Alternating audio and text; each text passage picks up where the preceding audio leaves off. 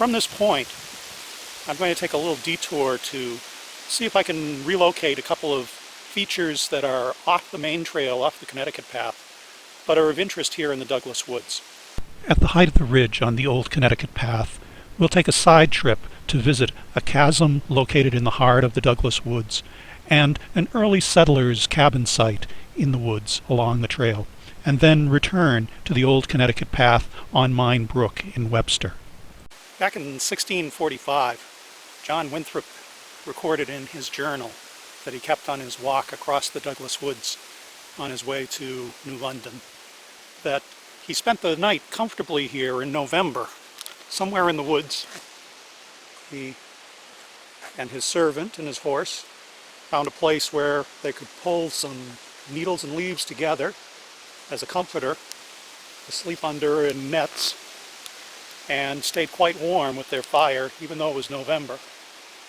Now, it's hard to imagine spending the night out here in November. At least they wouldn't have the bugs. But the idea of sleeping out under the stars, even in November, with snow on the ground, and walking from Cambridge and Boston. John Winthrop walked all the way to Springfield, and then down to Hartford, down to Saybrook and New London, and back to Boston. So it's hard to imagine today, where we can get in a car and travel so easily, such great distances, anyone traveling that distance on foot without any modern conveniences and thinking nothing more of it than it was a good night's sleep here in the Douglas Woods. Arrived at a canyon in the Douglas Woods, and we're down the bottom of it here. And we can follow along. You can see the ledges broken off. It's sort of a mini purgatory chasm with the rock fall coming down here. Extends maybe about a quarter-mile long. And we can see some good overhangs in here, and some little crawl spaces in between the rocks. Like I said, it's not quite as spectacular as Purgatory, but some of the same features of the rocks broken off, and may well have been formed by some of the same forces that were at play in the formation of Purgatory Chasm. It should be a combination of a fault or fissure in the earth, and then the effect of glacial waters running off and carrying away anything that was softer, and leaving these cliffs standing here a good 20-30 feet high along the path. So this makes for a good diversionary walk away from the Old Connecticut Path, but it is one that you'd want to have a good map and some guide points to be able to find your way to and find your way back out of. We're almost to the point where we'll climb up out of here and head on our way back towards Webster.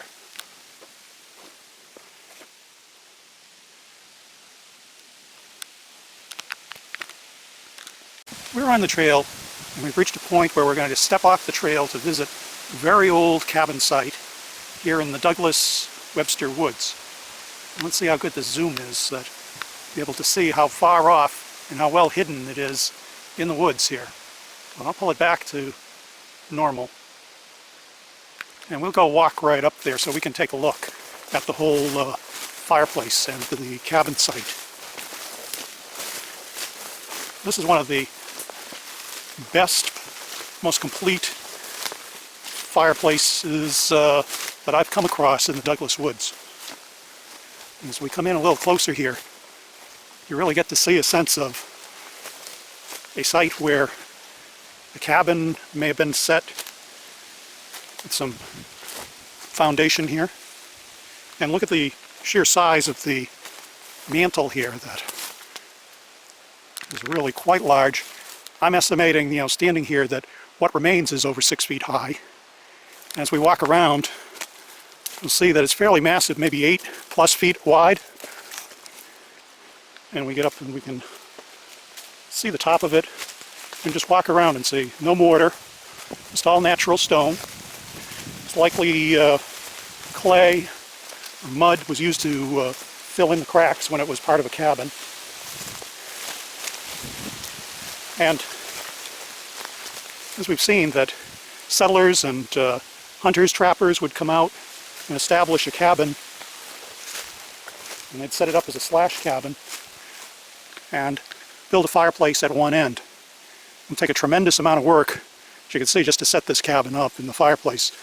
But then it takes an even more incredible amount of work to come up with the amount of firewood that you'd need to be able to stay somewhat warm here during the winter.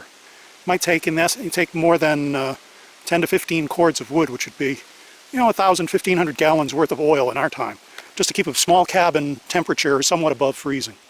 So it'd be pretty incredible having to come out here, build this by hand, build a cabin by hand, and then all the wood that you'd need to stay here and stay warm and to cook would have to be brought in and cut by hand and split, and you have to do all that work in addition to everything else you need to do to hunt and to plant. So this is kind of a special site in the woods because of the level of preservation of this fireplace, and in looking you get a sense that unlike some of the others there may have been even an attempt to build a bit of a foundation around it. Well, we're standing on the shore of a pond that's located immediately to the rear of the fireplace and cabin site that we just visited. As you can see, we're starting to get some of the autumn colors in here as we pan around. Now this would have been a pretty ideal site for a hunter's cabin or trapper's cabin, as it's likely in the 1600s and earlier that this whole area would have been an open pond, and may have had beavers and muskrat and other animals that would be trapped for their furs. And also we're right in the middle of the Douglas Webster woods, so it would be a prime hunting ground for deer and other wild animals. Time for a well-earned rest. Here we are back at Rawson, at the end of our walk where we began at the Dragon Pond. Over the course of the last several hours we've traveled almost 7 miles total. If we'd just gone out to the lodging on the Old Connecticut Path and done out and back, it would have been a little under 5 miles, so an extra loop on there to do some exploration. But along the way we did see at least a dozen box culverts made out of stone on the Old Connecticut Path, and 4 or 5 places where it was clear that stepstones had been laid along the Old Connecticut Path to make it easier to get across wet spots, and we made use of those today. On our way out we made it all the way out to the lodge site on the Old Connecticut Path and saw the fireplace and site there in the middle of the Douglas woods, and took a little side trip on the way back down to a chasm that's not quite nowhere near as big as Purgatory Chasm over in Sutton, but of similar source and origin, with the rockfall and cleft in the rocks, and climbed out of there and walked up to an old lodging site deep within the Douglas Webster woods. So we've had quite a walk through the woods and an experience we've tried to capture with pictures and with some videos on just how deep the woods are here and what a wonderful preserve it is. And one of the things as I was coming back down the hill on my way back to here was becoming aware of how noisy the modern world is. As you come down the hill, you become aware again of all the noise in the background of the highways and houses and machinery that's out there. And on the way out, by the time we got to the top of the hill, all that sound seemed to have disappeared, so the only thing that you'd hear was the sound of the wind blowing through the trees.